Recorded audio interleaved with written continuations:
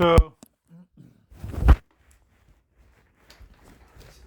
yes, you have to come here. You can keep this here. So, our goal in this seminar to define the real self so that we can understand intellectually that what exactly is the real self. Normally we say live in a moment. We say, oh, it's a pure consciousness, and sometimes we use the different words.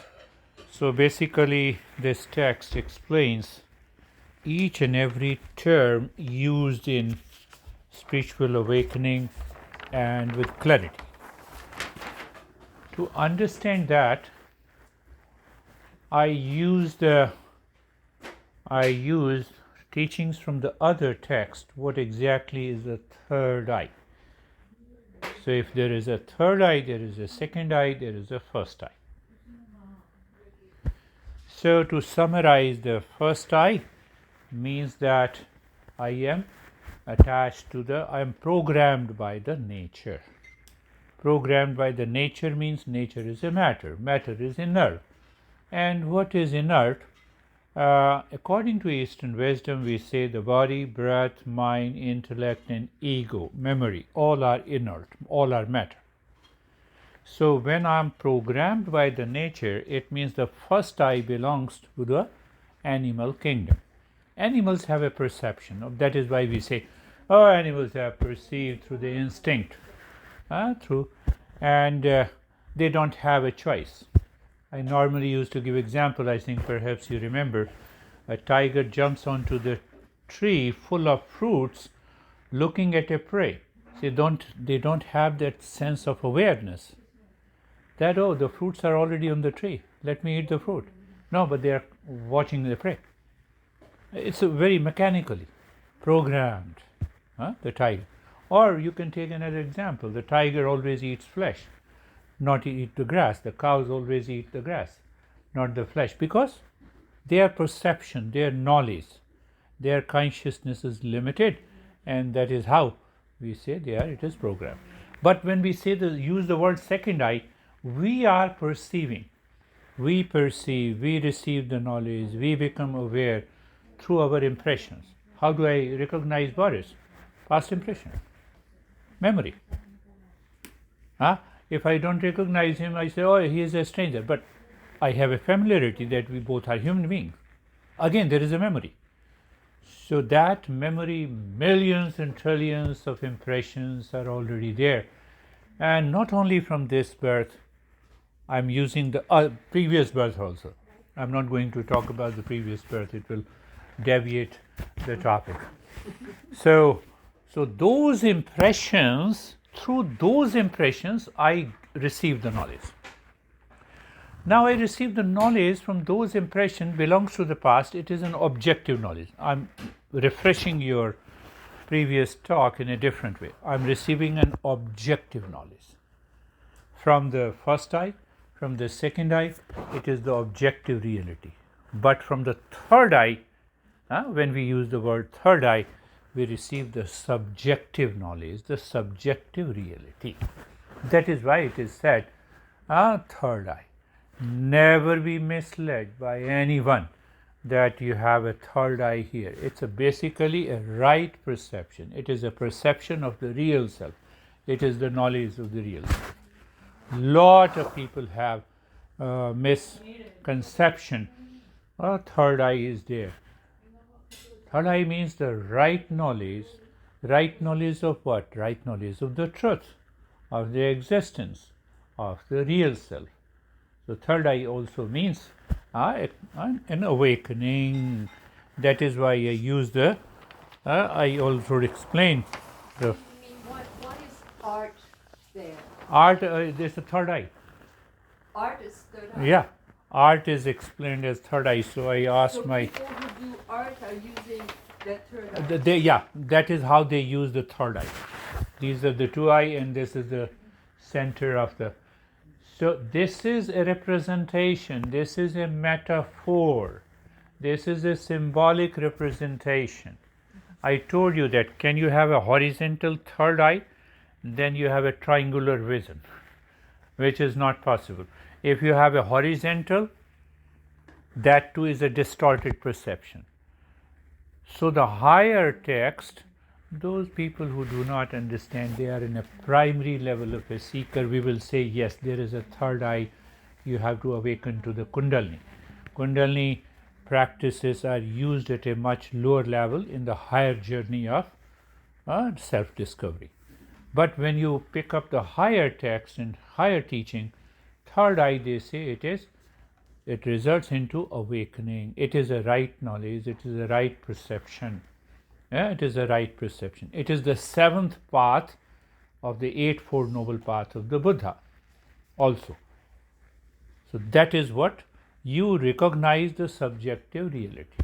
Now, like the sun, in the presence of the sun, I am able to see all the objects. In the same presence of the sun, can I see the sun itself? That is what the third eye. So that consciousness, that real self is able to see or realize the real self in its own light, not indirectly by the mind and the sense organs. So there is another word we use the word aparoksha anubhuti. That means direct perception of the self without the help of mind and the senses. That is the goal of all meditation. You get rid of all the sensual perception, you get rid of the mental perception, and ultimately we reach to a state where there is a direct perception. So that direct perception is also known as the perception by the third eye. That is and then we came to understand how to understand this real self, how to understand the Sat, real self. So every master says the real self is Sat, Chit, Anand. 3 words. Sat, truth, Chit, consciousness, and Ananda is the permanent happiness. Now, in order to understand clearly, I think you can use this understanding every day in your life, every day, in all the situations. So how to understand that? Understanding, so I started with the matter and the consciousness. You see, I started with the matter and the consciousness. Or you can say the different words are used, Purusha and Prakriti. Prakriti means matter, and Purusha, Shakti and Shiva. Now I'm making it literally understandable. What is understandable? What is changing constantly? Creation. The moment you say creation, it is constantly changing. What is uncreated? It is unchanging. What is unchanging is the consciousness. I'm still going to define the real self. That is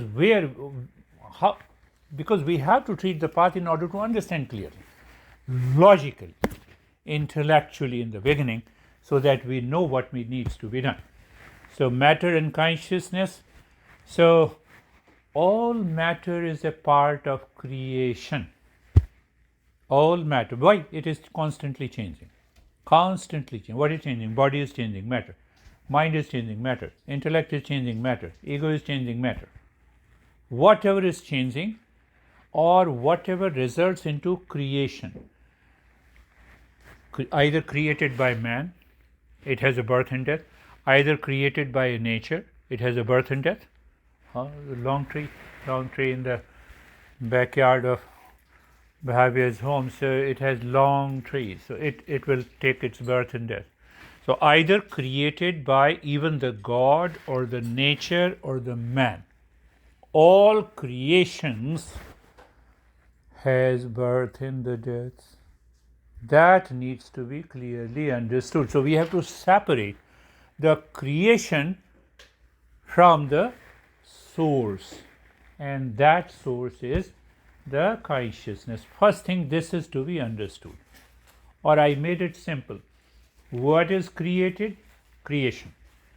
And there is one thing that is uncreated. Uncreated. Uncreated means never changing. Uncreated means it does not have a birth and death. So the first understanding we get about the real self is neither born nor dies.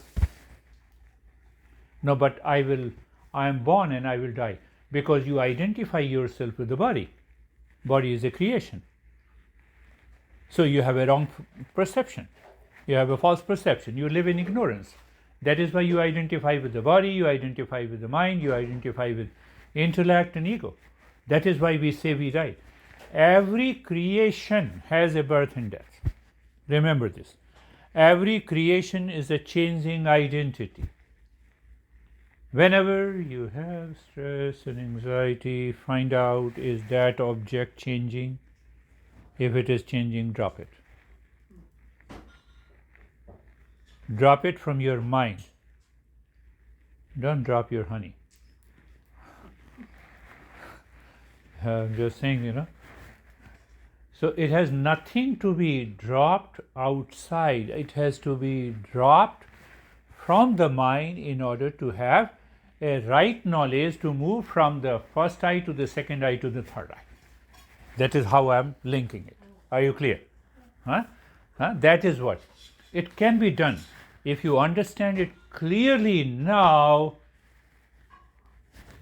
you are already in the state of meditation. How come you are in a state of meditation? You see millions of waves. Yes, it is seen from the first eye and the second eye, but you know the essence. The water is the essence. There is no change has taken place. Only the waves are changing. Now apply the same metaphor. My body, mind, breath, intellect, and ego, and the thought processes. I don't believe in your principle. No, this is not my principle. There's a principle running for the last 8 to 10,000 years ago. Every master explains in the same way, but I'm making it so simple to easy to understand. So then what I did, then I said, let us understand the real self. The real self has three things to understand: Sat, Chit, Anand. Sat means the truth, Chit means the consciousness, and the Ananda means the permanent happiness. Where is Sat? Sat. What is created?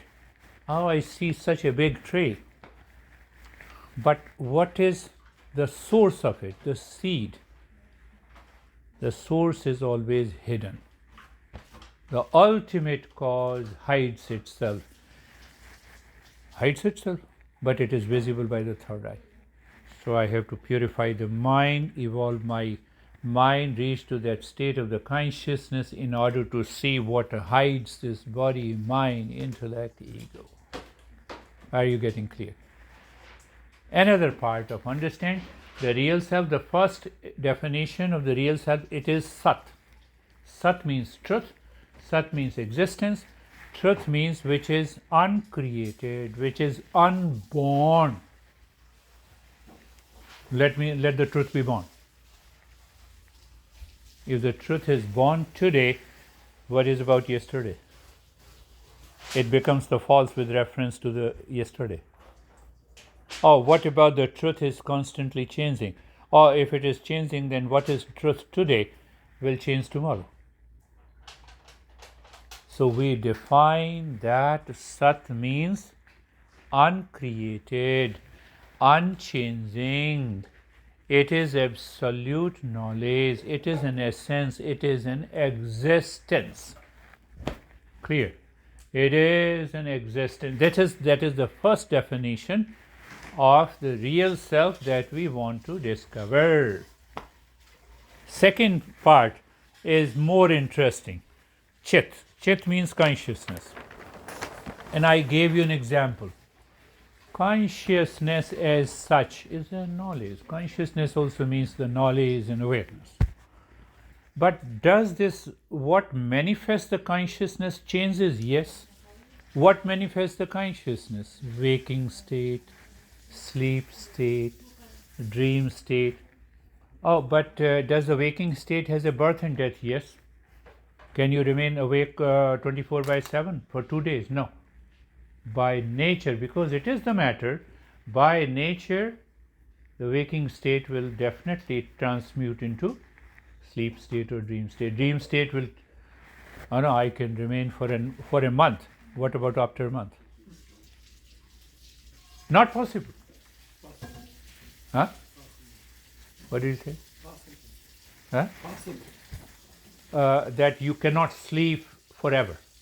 In 2019, I wasn't sleeping for 6 months. It didn't end up well. For 6 months. What happened after 6 months, you tell me? It didn't end up well. That is what I'm saying. That the sleep will transmute, it has to transmute. Why? Simple answer, what is changing has to die. What is changing has a birth and the death. I appreciate that. We have to do some research on your body and the mind. That how he remained awake for 6 months. But yes, it was unpleasant experience. But anyhow, one thing we should understand that this waking, sleep, and the dream state are created by the creation. Whatever is created by the creation has to die, and that is not me. But that is based on the consciousness. If there is no consciousness, then I can't recognize the waking state, I can't recognize the sleep or the dream state. It means consciousness is the existence. It is uncreated, it is unchanging. So we have two definition is clear. The real self is Sat and the Chit. And the third one, Ananda, the permanent happiness. I gave such a simple example of this permanent happiness. You eating pasta. You like pasta, you enjoy pasta, you have a pleasure in the pasta. So when we examine that as such, there is no pleasure. Pleasure is not the property of pasta. Pleasure is not the property of taste bud. Pleasure is not the property of action of eating. But I feel the pleasure. I feel the pleasure in dancing, I feel the pleasure in drinking, I feel this pleasure in sexual activity, and long list. Oh, buying a new car and home and lot of stuff. So all that pleasure is a manifestation of permanent happiness already present in me. Otherwise, you cannot say that I'm happy. But that happy is short-lived. Why the happy is short-lived? Because it belongs to the creation. It belongs to the creation. What is that creation? Oh, can I eat 24/7? Can I eat continuously? Don't say I have been eating for 6 months. I won't believe you. First part I would believe you, not the second one. You see that? So I cannot, because it's anything that I've been enjoying the pleasure, it is temporary, it is short-lived. But it is not the property of that object. It is not the property of any action. I enjoy running. Oh, can you run 24/7? Fine out. Any aspect. So it means, it proves that there is permanent happiness, which is known as the Ananda. So the real self is Sat, Chit, Ananda. So the every master, directly or indirectly, all those texts, more than 3,000 masters have a different approach. Now see, we all are fairly intelligent, we are understanding. Understanding means intellectual understanding, but if you don't understand the intellectually, you with reference and with these metaphors, because we are discovering that what we are discovering what is uncreated, what is nameless and what is formless. Then we say, okay, we have a third eye. Do you know? It is like the two eyes. So focus there. So when you focus there, obviously you rise in awareness, you rise in consciousness. The main goal is to enter into a higher state of consciousness. So now you are able to focus for say 15 minutes and half an hour. You have risen in awareness, and then we say, okay, then we will give you some different practices of meditation, and ultimately you forget the third eye. You remember now there is a right perception and a right knowledge. That is the fundamentals. But then it can move down. You don't understand, your mind is constantly wandering here and there. Then we will say, okay, I will give you a mantra, do this practice. So like this, our goal is to purify the mind. Our goal is to move the mind from the first eye to the second eye to the third eye. That is the basic fundamental. What do I mean by third eye? You are settled in the third eye, you are settled in higher meditative state. You are simply settled in higher meditative state. So that is, any pleasure has to depend on. So now we conclude the Sat Chit Ananda. You can take all this flip charts, Sophie, and you can teach to John at home. The way I'm teaching. So. Or there's another way. You keep standing with the flip chart and you just turning on and switch on my audio. Yeah.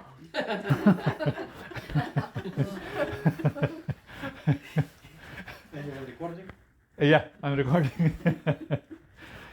So now we have resulted. What understanding we have resulted? The real self is Sat Chit Anand. Now you have understood the three terms. Sat, existence, Chit is consciousness, Ananda. What we have understood, they are uncreated. They are unchanging. They are permanent. They are permanent. No birth and death. No change. That is Satchidanand. It is independent. It is eternal. It is all pervading. Why it is all pervading? Why it is all pervading? Whatever exists in the existence, and existence is only one, it cannot be two existence. So that is what the Sat reference. Chit, consciousness, is the ultimate reality. Wherever there is an existence, there is a consciousness.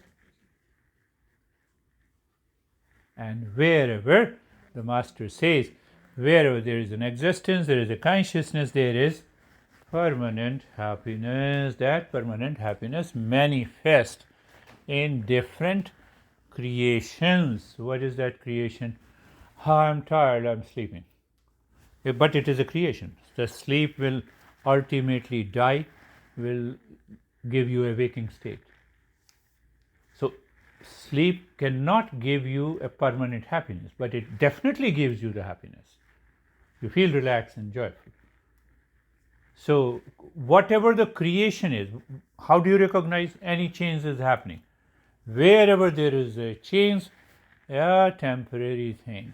You are attached, and you picked up from the first session. I am attached to the nature. Will create a bondage, will create a limitation. I am attached to my past impression, it will create a bondage and impression. Simple. I am attached to the consciousness. It will take me to Satchidanand. Our masters have been talking and inspiring and motivating. Enough. You are attached to lot of creations.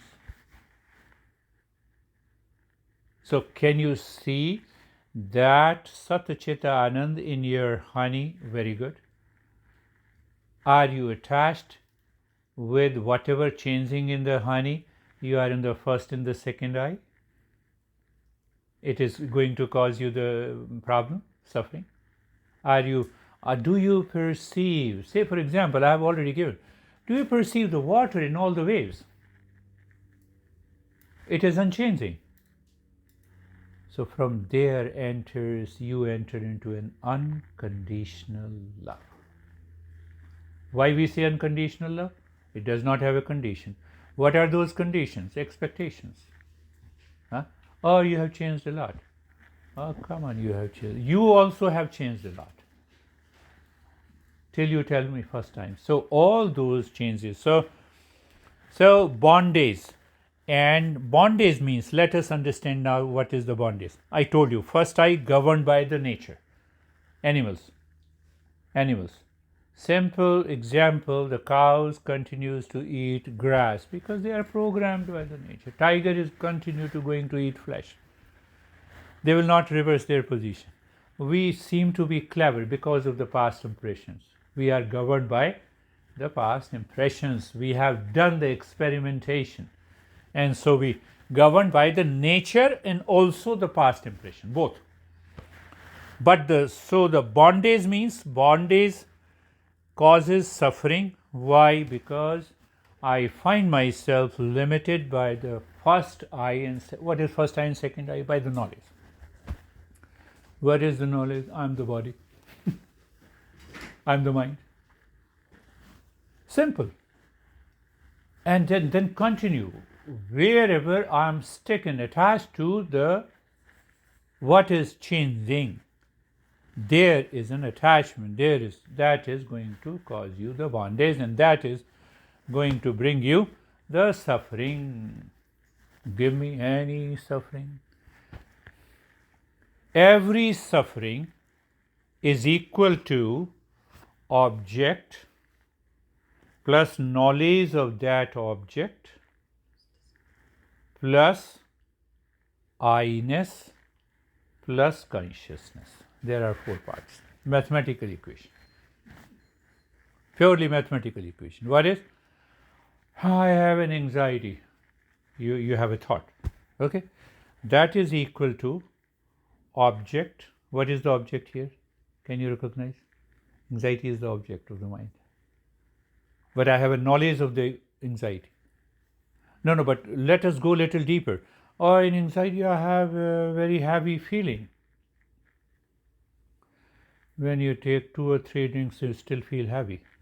Why don't you start imagining that I have taken 3 drinks? It has nothing to do with anxiety. Come on. It is our ignorance. We don't understand that. So that is why if you become a higher level of a seeker, you instantly recognize. Oh, yes, now I understand.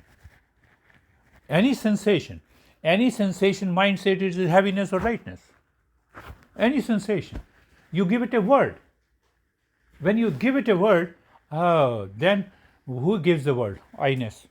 Where is this I-ness? Constantly changing. Plus consciousness. Consciousness does not change.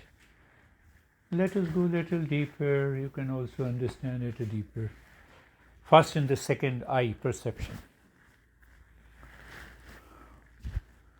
That consciousness does not change.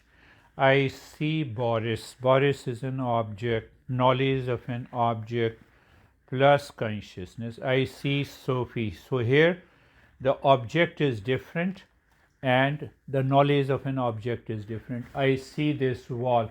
The wall is an object, knowledge of an object plus consciousness. Boris is an object plus knowledge of an object plus consciousness. You see, consciousness remains the same. Variety of objects, variety of knowledge of the objects, variety of experiences, everything changes except one, consciousness. That is what we say. So as long as you are attached to any of these objects which are going to change, which will cause you the problem, go back first eye and second eye. I'm just bringing it back to I told you, this master has written another text who says that if you understand clearly, understanding means knowledge, knowledge means awareness. So you live into that awareness, you are already there.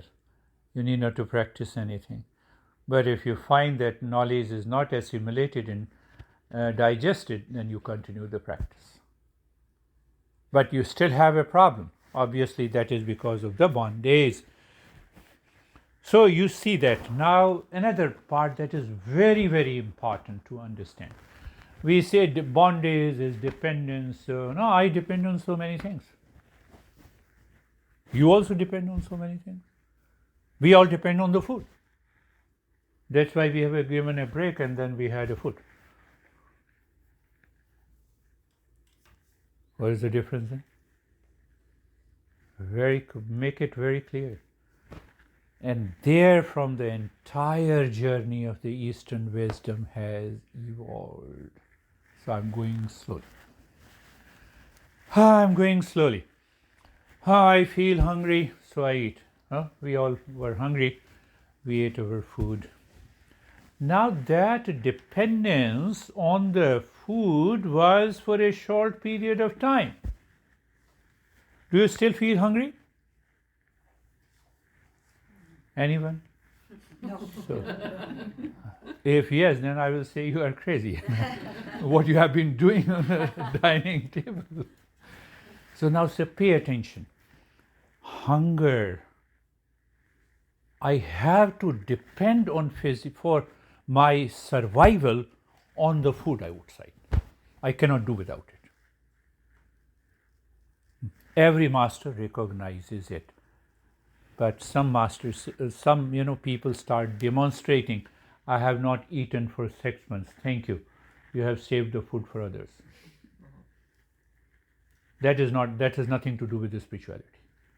Be very clear. We are talking of the higher level of understanding.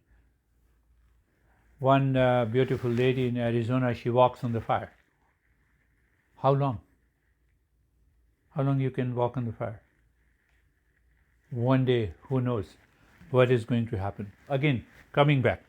Dependence, when you have a dependence for a limited time. I'm using another word. I feel hungry. After 5-6 hours, I'll feel hungry again. I'll take the food. It is not causing any problem. I feel cold.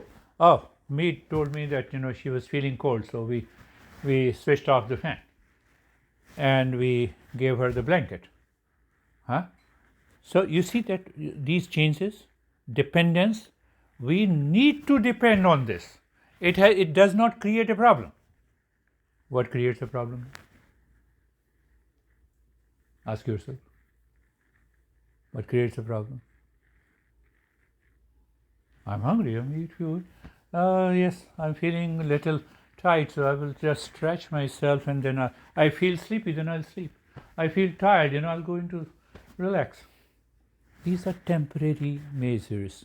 So when you experience the pleasure by temporary measures, it is not going to create any problem. Even though we are dependent, we are bound by these objects. Am I clear? I'm still bound by the food and the necessity for the food and the clothes. Yeah? But it's not creating any problem. Everyone, it is not create. What creates the problem then? I want food, I get the food. Well, I want the clothes, I will get the clothes. What creates a problem? Do I want fear? No. Do I want to be in anxiety? So you don't want anxiety in this home, but you want anxiety in your home? Yes or no? No.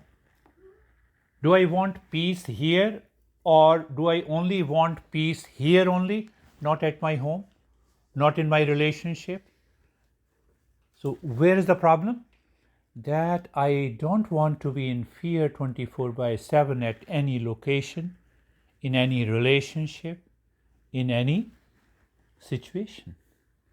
I don't want to be in fear 24/7 at any point, in any location, at any time, in any relationship. I want peace and happiness in all the situations, in all my relationship, at all the time. That is our challenge. Did you understand that? Did you understand it clearly?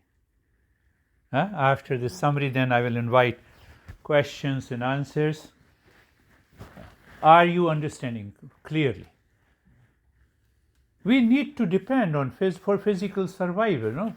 Eating and dancing. Yeah, you eat food. But now, once we have eaten food, we are ready to listen. Otherwise, empty stomach. Mind is constantly going somewhere. So you see, for eating and for, I feel cold, let me have the warm clothes and wear it and finished. So we need these temporary steps. No one, from the Jesus to Confucius to Moses to any master, they never talked about these temporary issues, temporary dependence. I have a temporary dependence, Now I am free, I have eaten, I am hungry, sleep, tired. Food, sleep, fatigue, necessity. They are a necessity, not a goal. Another point that I am making. It is a necessity. Yes, we should, but it's not a goal. Then what is the goal? Goal is to find the permanent peace, happiness, love, truth, and wisdom. I have already defined. That is the real self. That is the goal. So that is the journey of the entire Eastern wisdom. That is what we have been attending. What is that? We have been attending the sessions, the journey to the self-discovery. Why did you put bondage? Bondage means dependence. Oh. Dependence. There's no difference between the two. Yeah. Okay. Bondage, dependence. I have to depend. Okay. I have to depend on the body. So let me take care of the body. Let there be a physical well-being. But it is for temporary. I am not the body. I have to reach there. Barbara, are you getting it? One is temporary dependence. It is not causing any problem. Temporary dependence on food, on the clothes, on the money. But yes, it will create a problem if I am attached to it. But normally it does not. What problem then I have? I want to be free from fear, anxiety, duality, conflict. What I am seeking. Now make it clear. What I am seeking? I am seeking peace. When? Do you want peace at your home or you don't want peace outside? I want peace all the time. That is dependence for a partial, for some time. Hunger is there, I eat the food, requirement of the food is gone. It is not permanent. I cannot continue to eat for 24/7. No, I feel tired, so I want to relax. Relax. But can you keep sleeping 24/7? 6 months? It wasn't my conscious choice. Huh? It wasn't my conscious choice, I just couldn't sleep. It was not his conscious choice. Anything that has a creation, you cannot have a conscious choice. It is forced to. You are forced to do that. That is what our masters also says. So now what we are seeking then, we are seeking peace when all the locations, all the time, in all the relationship. Now see, that is our innermost seeking. Everyone seeking.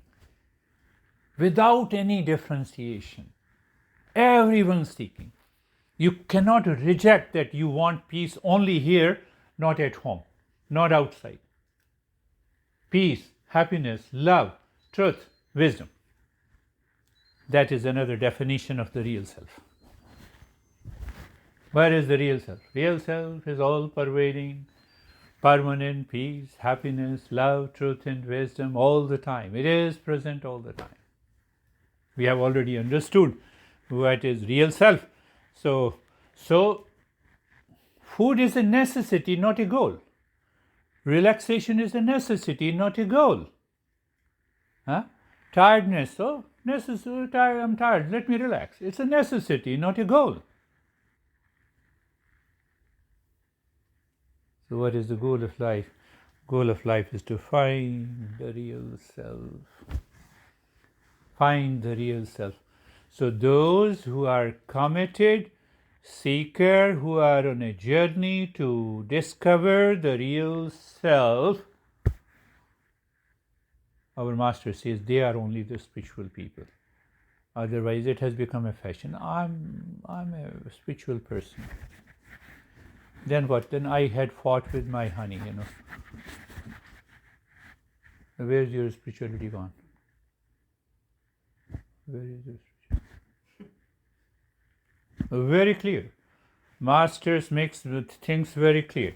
So I want to be in peace when, all the time, where, in all locations, with whom, with everyone, in which relationship, in all the relationship, at what time, 24/7, which location, all the location.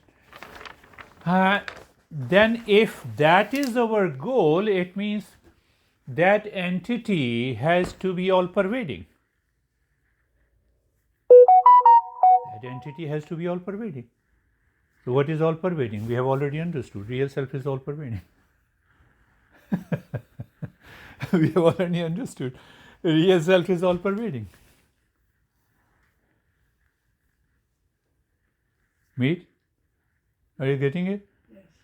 Real self is all pervading. Now the real journey begins. Oh, real journey begins now? Creation and uncreated. I'm repeat it again. What is in case of the Sat? Sat, first part, creations, body, breath, mind, intellect, and ego. It is constantly changing. It has a birth and the death, and behind the creation, the Sat, the existence is there. So discovery of that existence is the goal. Chit, creations, waking, dream, and sleep are creations. Changing, waking has a death and the birth. Behind the creation, Chit is consciousness, which is uniform all the time, which is uncreated. Ananda, pleasure and pain are constantly changing in our life. I like the food of my choice. I'm pleasure. I don't eat the food of my choice, so I get a pain. So what Master says, it is the absence of that permanent happiness causes the pain. Like the absence of light is the darkness. So I repeated this. Now, journey to the real self.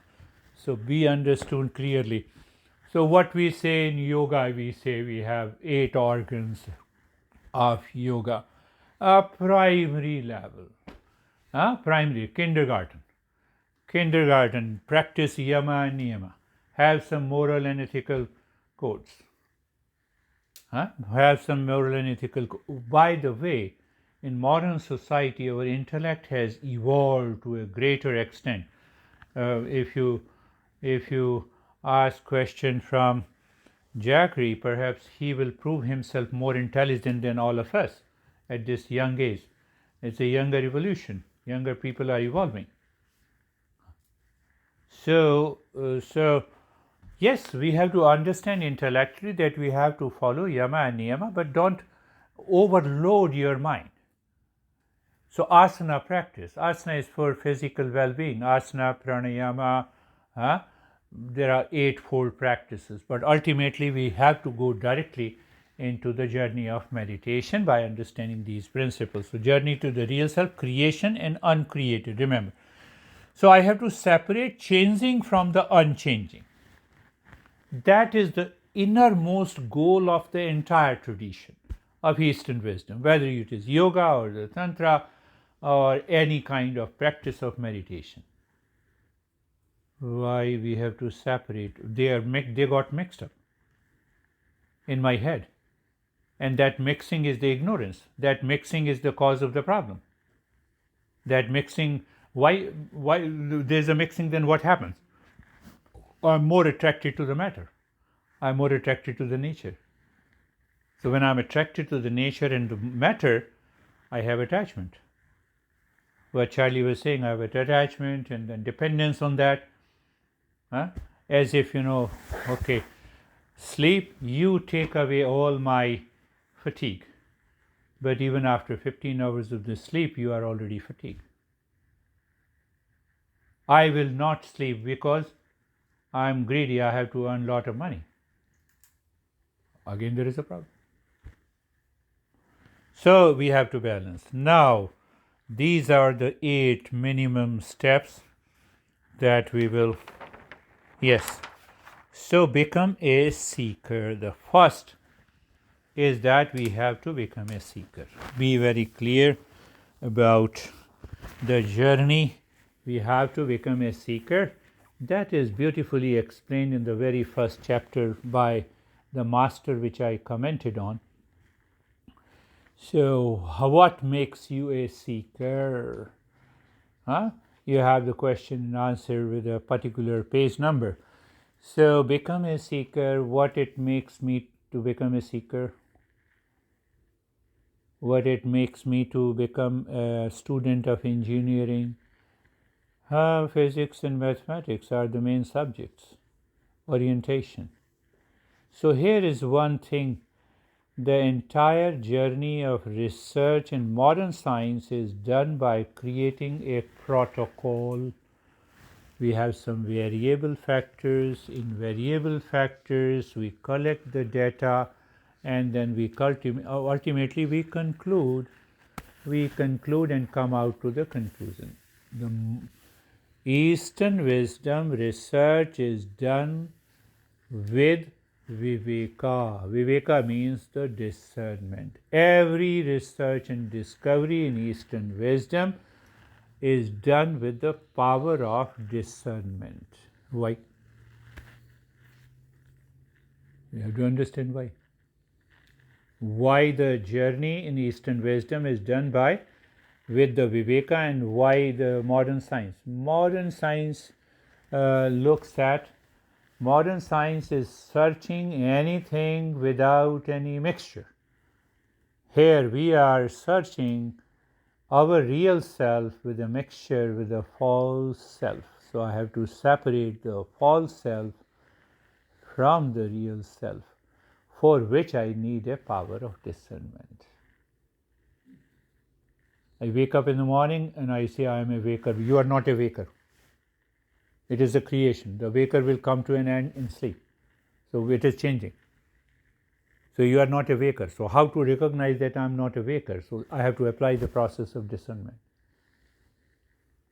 I am not the body. I have to apply the power of discernment. But discernment is not enough.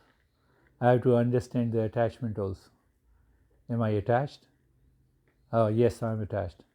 Why? How can I know that I am attached? I think maybe 100,000 times on a single day about that thing and object. That is attachment. Simple. What is attachment? Mathematical equation. Attachment is equal to I plus I desire. I desire in the form of a thought. I plus I desire. That is attachment. Are you getting it? Simple mathematical equation. Remember this. Any attachment, people want to know the definition. So I have added that definition in the book so that you will enjoy and examining yourself. How many thoughts of the pasta came to my mind since I wake up in the morning? Maybe around 25 times. Attachment to the pasta. One example, attachment to the pasta. Simple.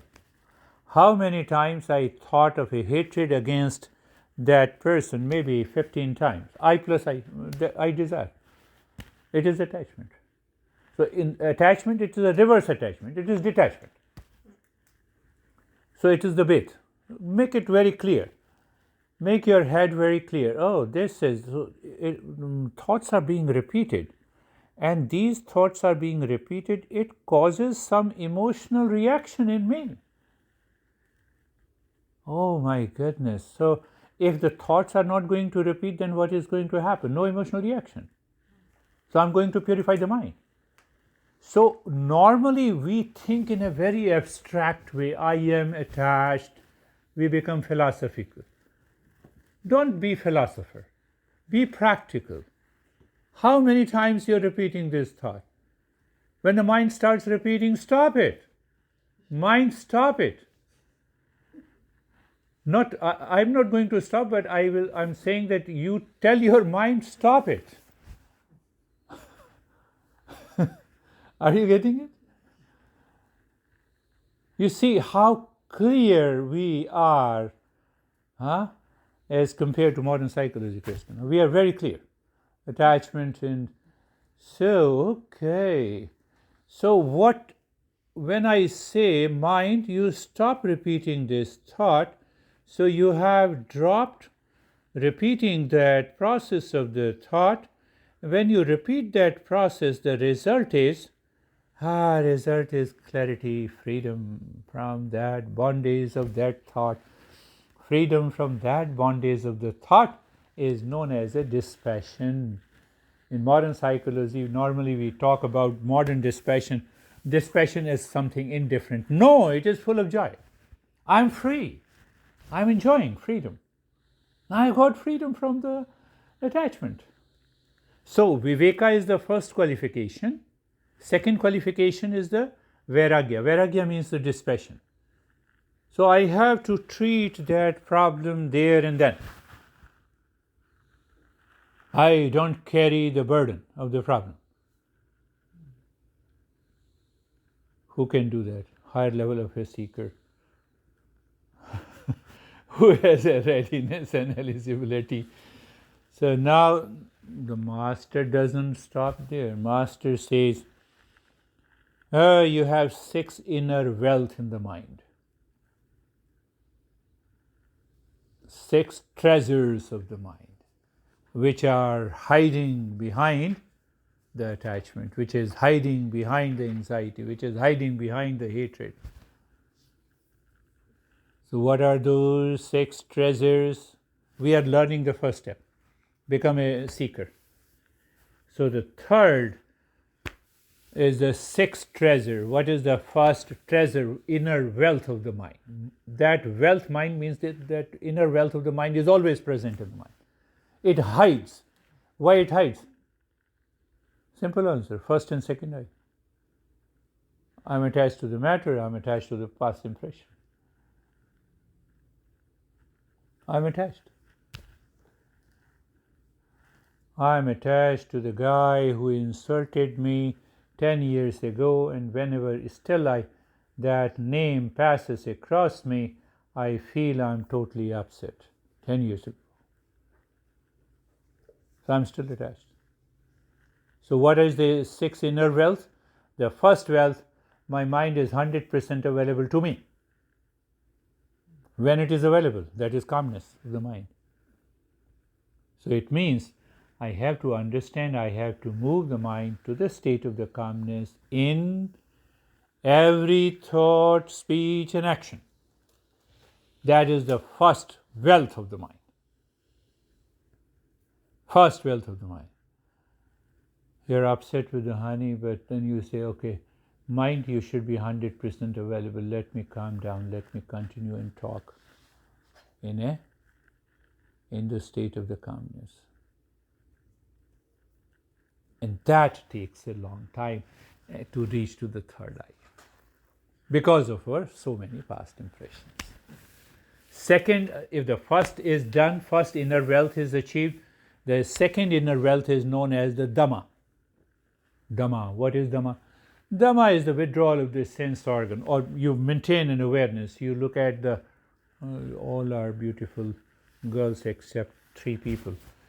So if you look at some, you see that what triggers your mind and emotion. Oh, I will give that example. That 32-year-old guy. I'm not telling you the name.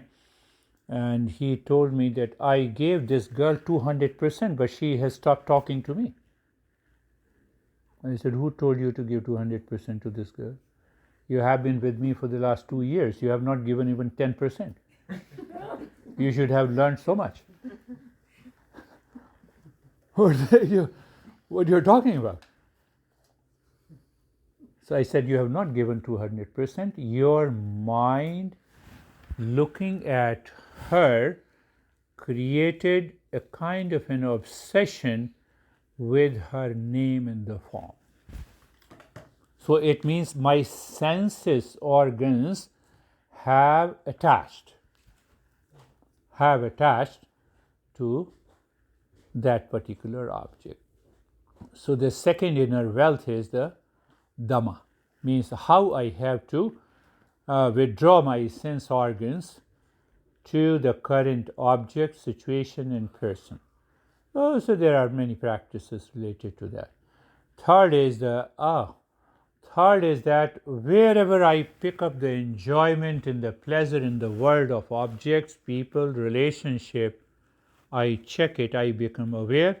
It does not contain that pleasure in that object, in that person, in that relationship. It is coming from the permanent happiness. That is the third treasure. You simply think in this way and you will find out, yes, it is possible. It is possible. I gave you the same example of the pasta. Pasta contains the property of pleasure? No. My act of eating the pasta creates a pleasure? No. It's an act, eating, hands. And what else? It is because I like pasta. Liking is an attachment. So I feel the pleasure of eating the pasta. So it means if the pleasure does not contain in the pasta, in the act of eating, in the knowledge, it means it is coming from the permanent happiness. I can bet you, you think like this and you go beyond the attachment. Simple thinking. Sometimes you need to repeat the thinking maybe 5 or 10 times. Force your mind. No.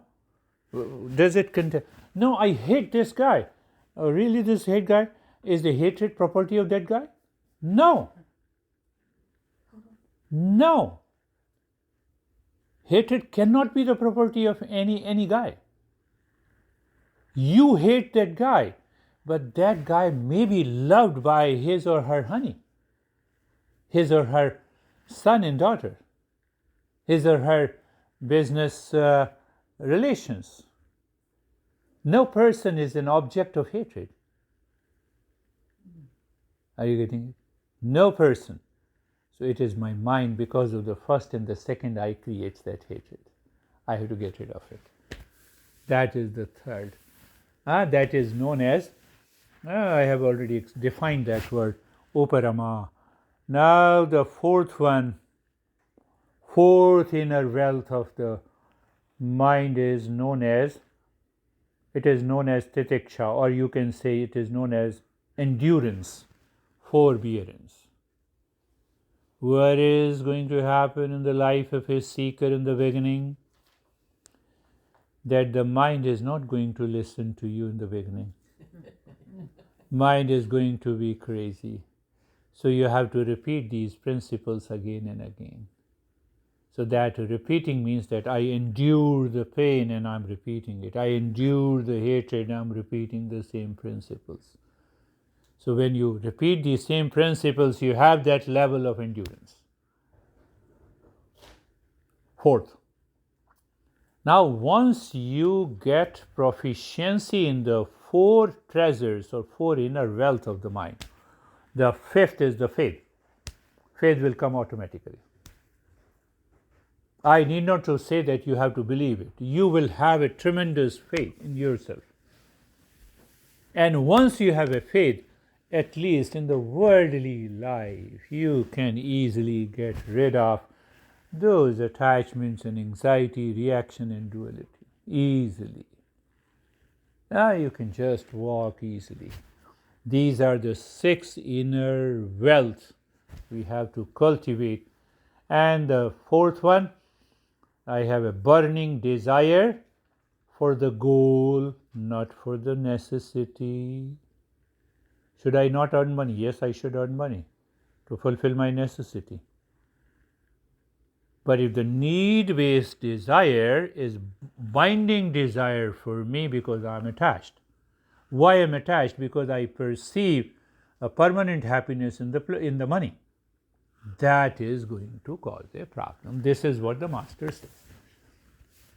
Master never says don't earn money, don't marry. No. He says that whatever the situation you have to understand, you have to find out. One girl came, Bhavya may not be listening, so one girl came and she is working with Bhavya. Anyhow, so Should I open the door? should you open the door? No. It is just the opposite.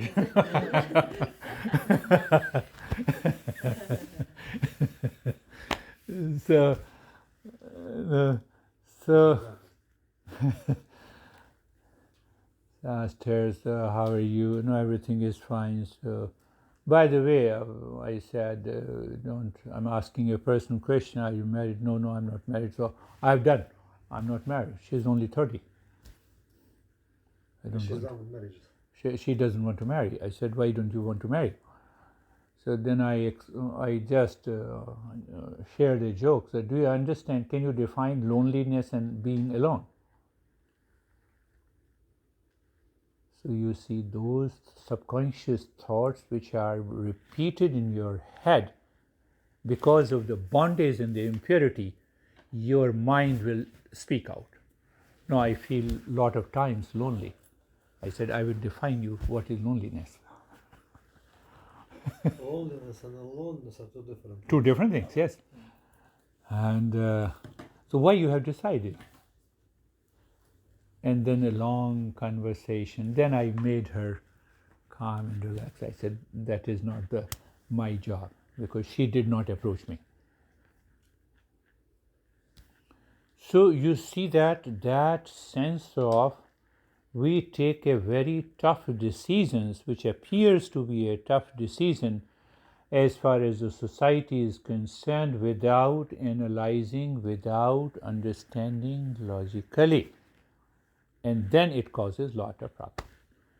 So we have to differentiate between what is desire, what I said, necessity, need-based desire, and goal. Goal of life is different. Goal of life that I want peace, happiness, love, truth, and wisdom 24/7 in all the locations, with everyone, in all the relationships. And necessity is that today I'm hungry, I've just eaten the food. Friday, I'm just leave for the Arizona. Temporary. Under creation, whatever the work you do, whatever the activities that you perform, we just do out of the necessity. We work out of the necessity. We work out of the necessity. Goal of life is here and now. We need not to do anything. We simply need to understand. We simply need to remove the ignorance. Why? Real self is here and now. It is here and now. It has not gone anywhere. But what we have done, or what practice I have to do, how many practices, how many japa, I'm talking of the highest level of a seeker.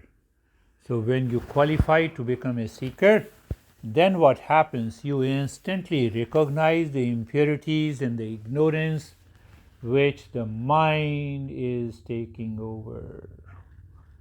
Only when you become a seeker, then you don't need my help, you will recognize the impurities and the ignorance.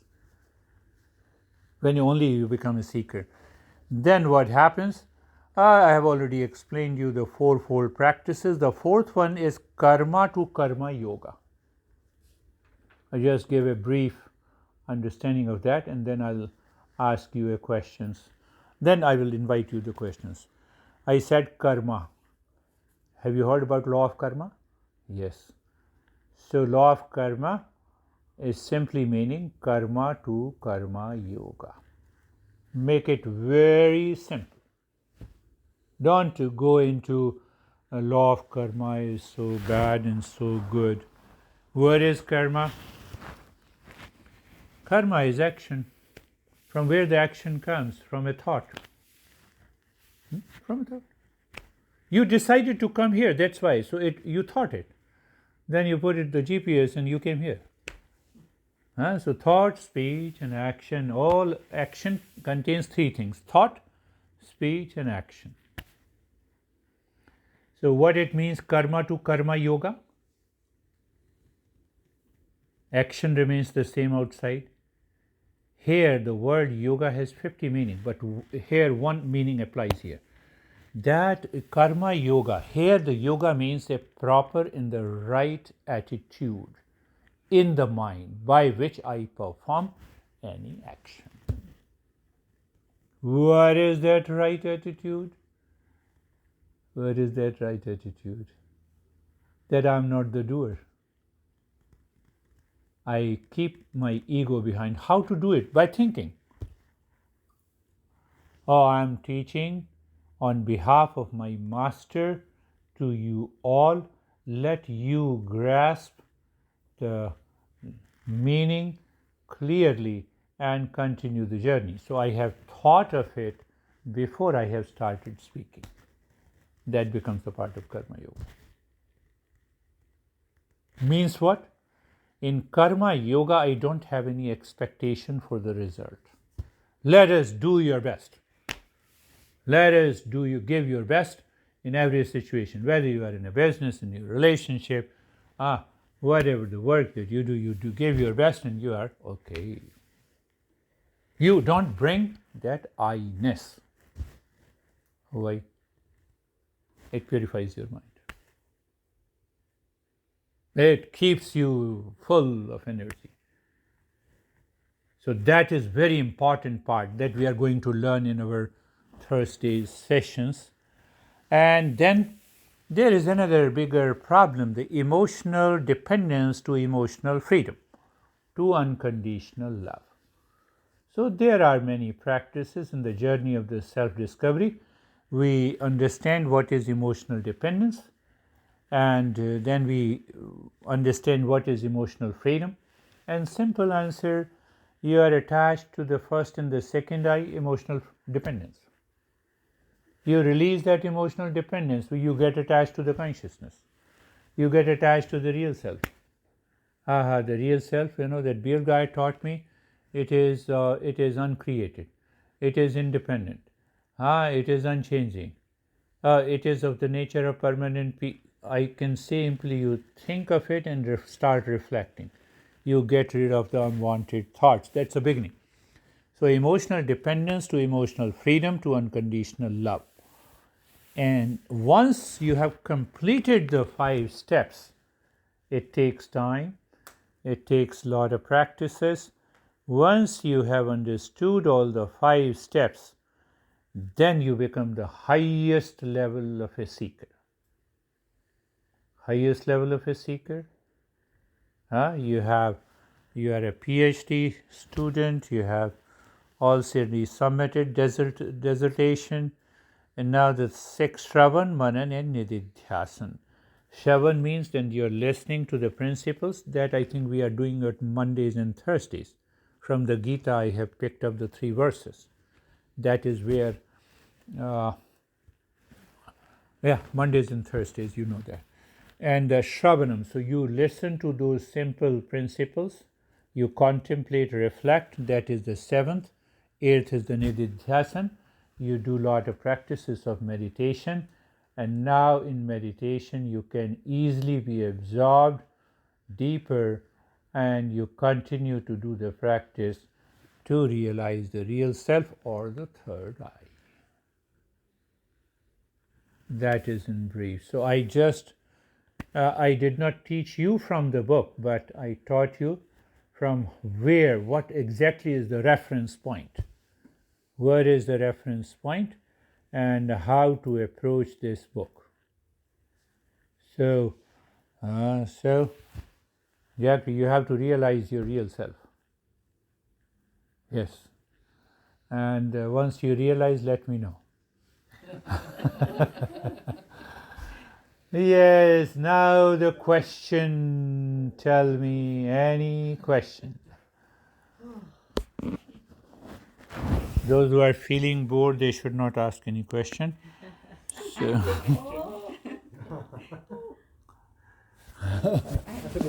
Yes. Do we have our very own real self, or are we just part of the universal consciousness of real self? That's a good one. Very good question, and it is the same answer. That what we recognize as ourself is what the example I gave you. There are 50 buckets of water in the afternoon, and the sun is reflected in that every bucket of water. So does that reflected sun is the real self? Is the real sun? No.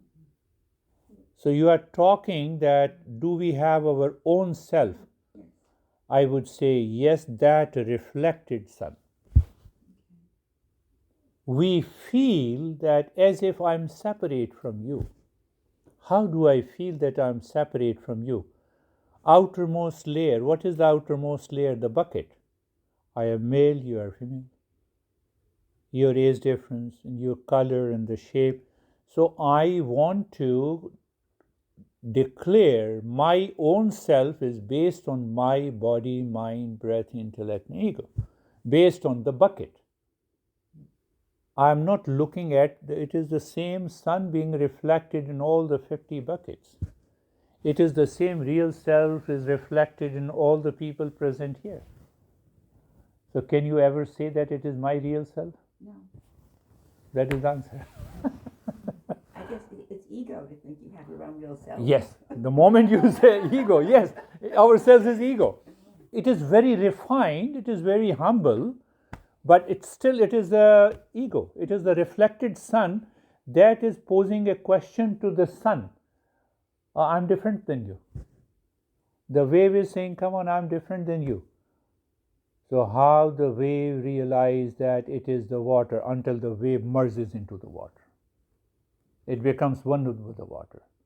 Then the water says, oh, then the wave does not exist at all. Reflected image does not exist.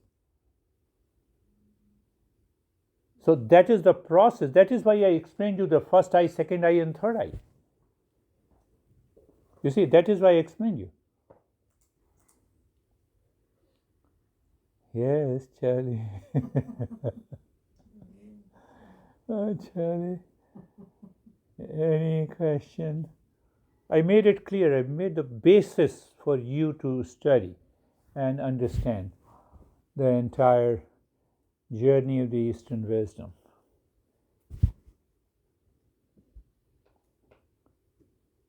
All those habitual things I do make my life so Stressful. stressful. Yeah. And when you come to the real self, Yeah. gone. Yeah. Even intellectual understanding of the real self makes me very calm and relaxed. Just the thought of it. Yes.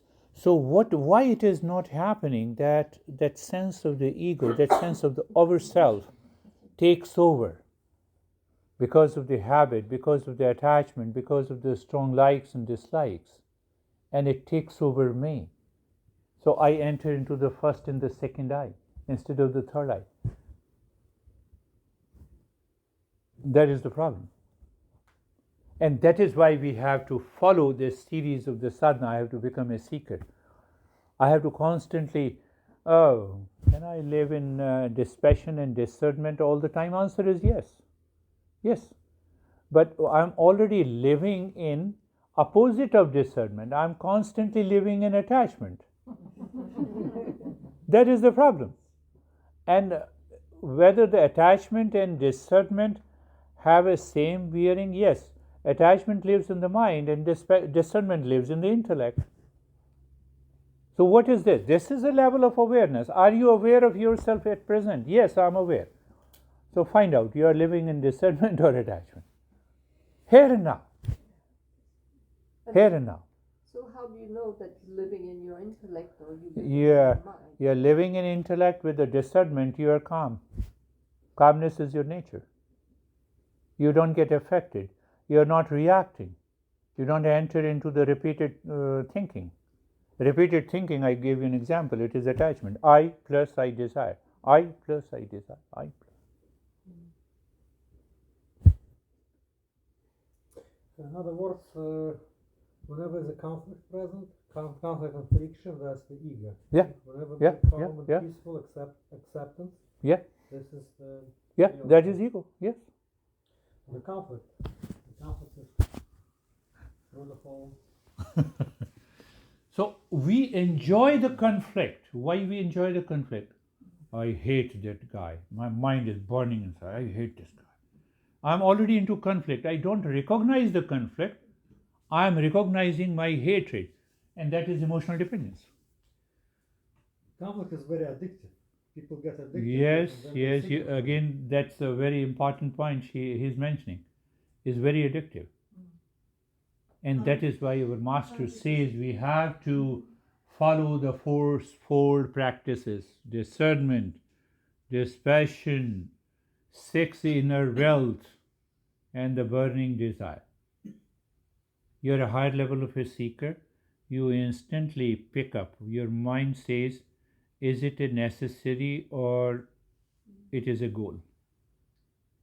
Oh my goodness, your mind recognizes, is hatred my goal?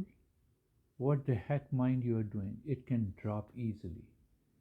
But to be aware of this point is damn difficult because it is addictive. Because it's what? It is addictive. Yes.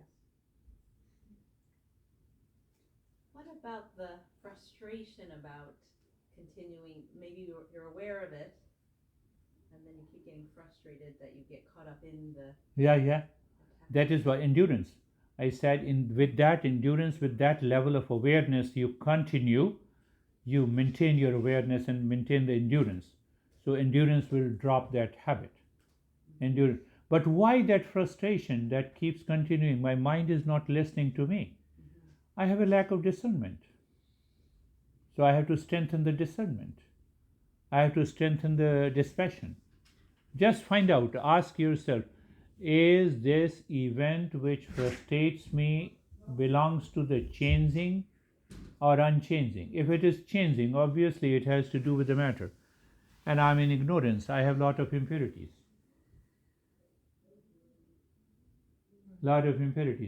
So then find out that am I agitated, so let me relax.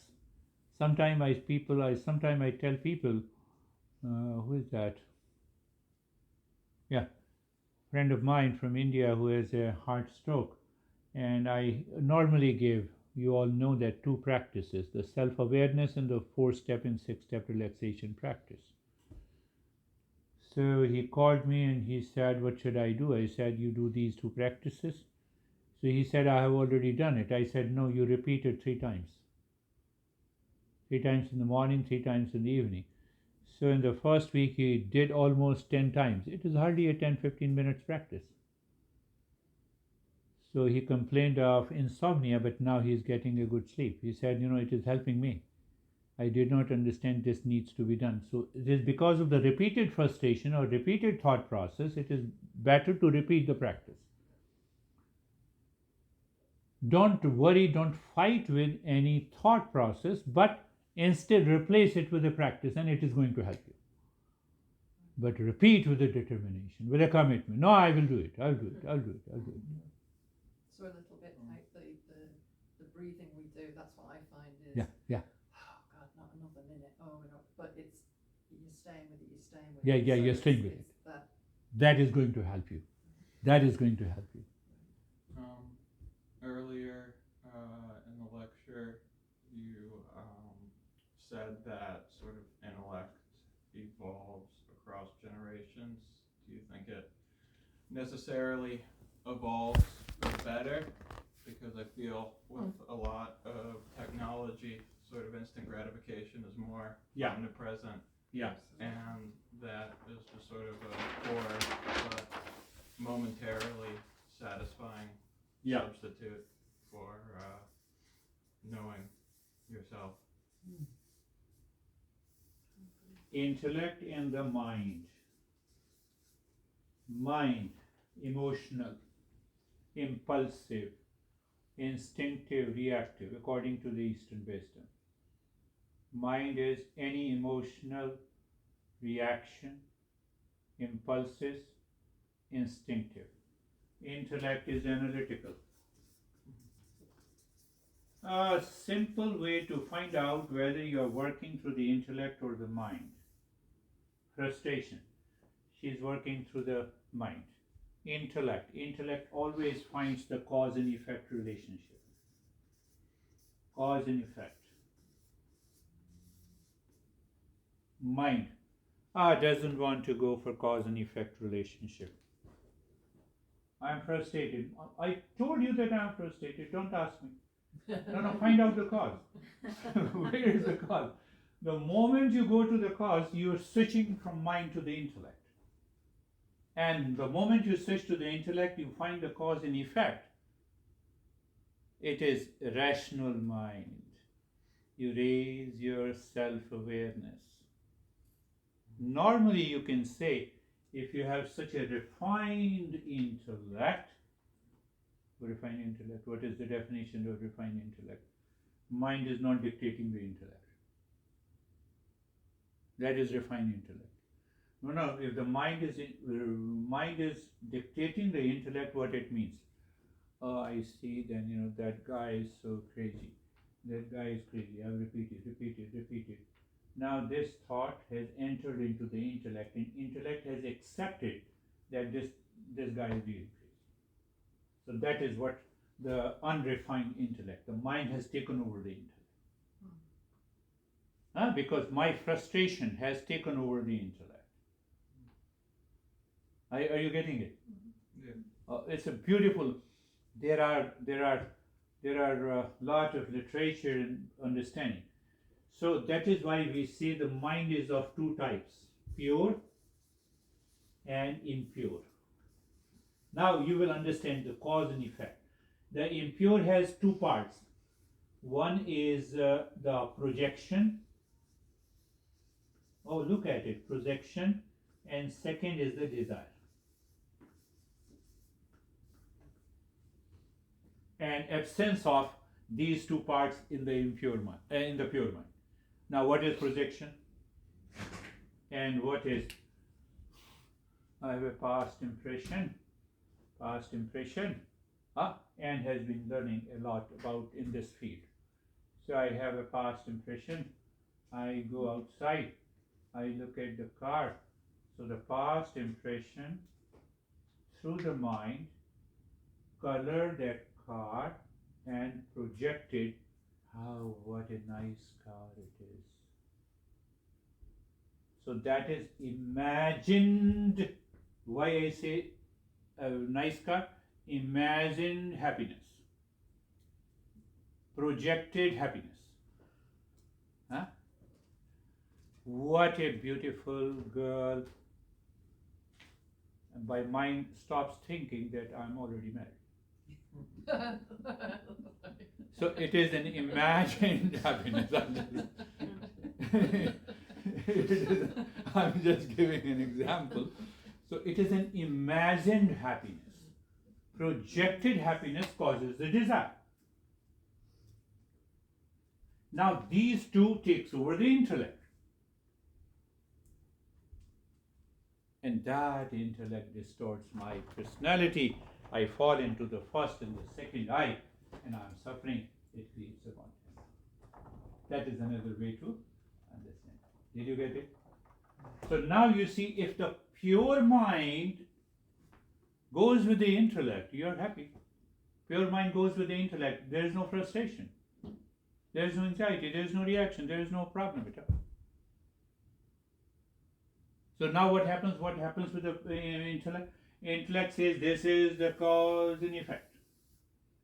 So once your projection is there, oh, that woman is beautiful, and your intellect says all women are beautiful.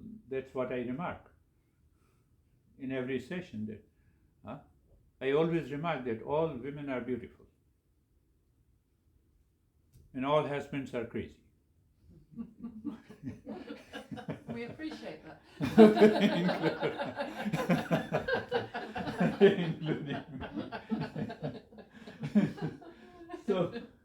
So now you see what happens. Your mind has projected, but the intellect sees that all women are beautiful. Are you looking something extra? And then the intellect says to the mind, no, I'm not looking something. Everything is good. Finished. That sense of infatuation, that obsession, that attachment is already gone. That is what is known as the self-awareness. And from that self-awareness, you have a self-discernment. Do you see that? That is how, yes. So, just a couple of things when you were talking. So used to going to she is this or he is that, or remembering something. I'm finding it helpful just to even think, third eye, because sometimes I can be so feeling upset, or just the body sensations come on really strongly. Maybe Yeah. shut out and Yeah. everything. So just to have it as like a little break.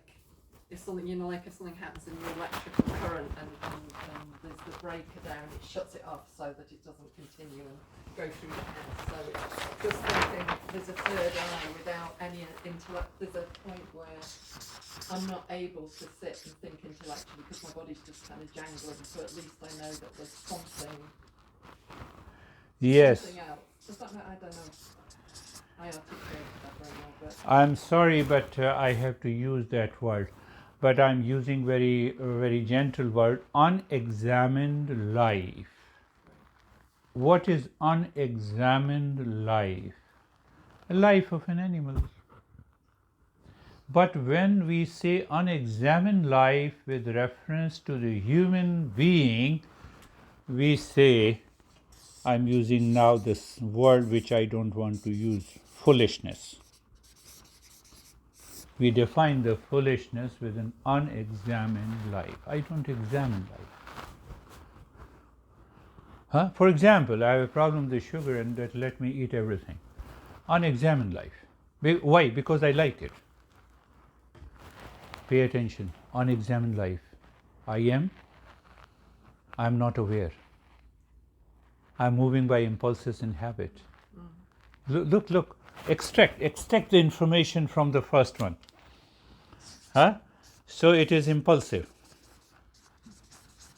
Right? Now this impulsive has created the emotion in you, a feeling in you.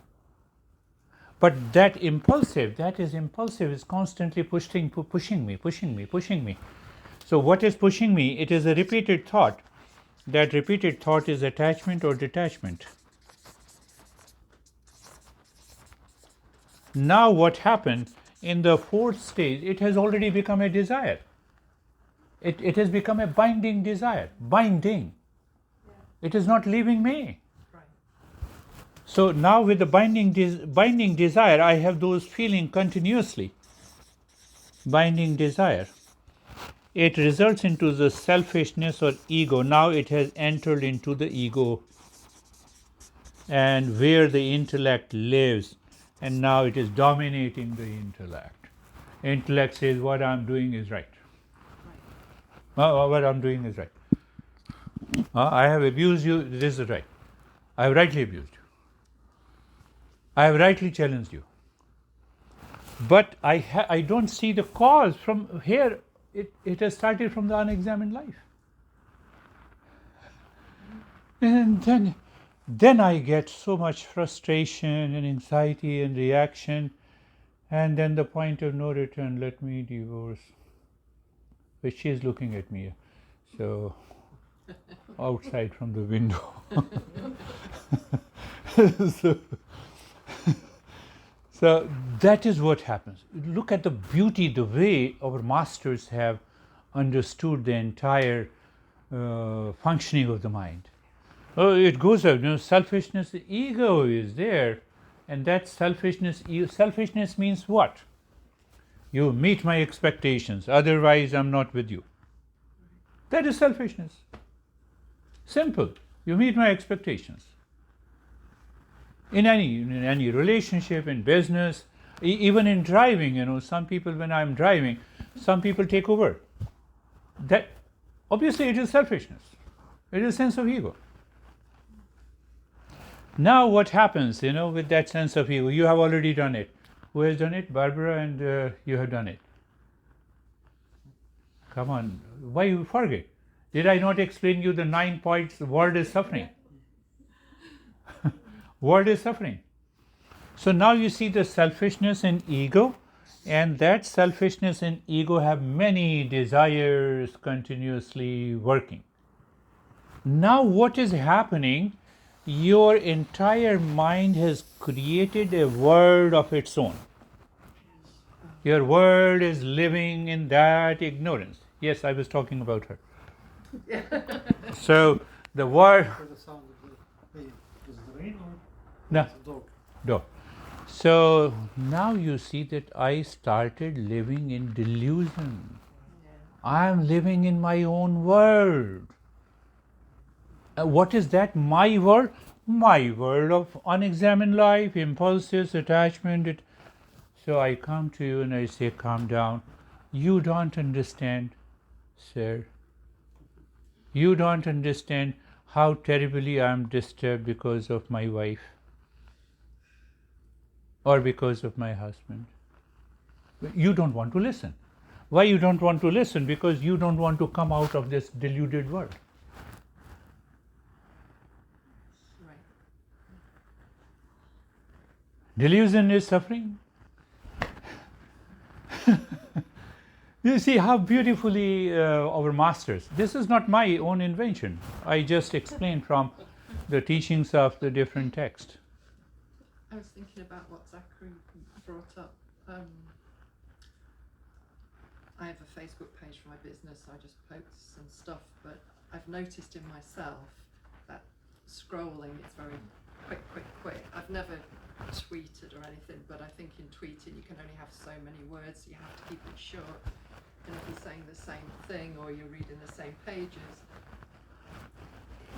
your brain's like, oh, well, this says this must be true, and you create your own little world. So our social media is just, I mean, not a political thing or anything, but it's, I feel very agitated sometimes if I spent too long, say, on Facebook doing this kind of thing. My brain feels like it's jumping. Very interesting. Very interesting. Social media is object outside. Huh? Social media means what? It is an object outside. And object outside. Right? Here is our mind. I see the post here. The mind imagined. That post is an imagined pleasure or imagined pain. So imagined pleasure is excitement. Imagined pain is also excitement in a different direction. It is imagined. Come on, social media is dead. It is a matter. Why you are agitated? Do you get agitated with this? It's a matter. So allow the intellect to work. But it becomes that false world. It becomes a full swing. That is what I am saying. The deluded word is a suffering. So you see that the moment you have an imagined pleasure or a pain, then it does not want to stop. From the imagined pain and pleasure, you have strong likes and dislikes, and then it will cause the thoughts of attachment and detachment, because now I have over expectation, and my expectations are not meeting. So that means the selfishness, and then it results into delusion. So I'm living in my own world, looking at the social media post which is dead, and I'm depressed. I am depressed. And we're encouraged to like or dislike, actively like or dislike, so it becomes this thing. My Facebook page is managed by the team in India, and last month hacked by someone. So should I get upset? No. Why? I just sent to everyone that Sophie already knows. I have sent you the email. That so if I post anything and you like that I'm asking anything, don't believe it. Now that problem is not resolved. So what should I do? So I said, let me drop this. Oh, finish. Stop. Go Facebook. Fun.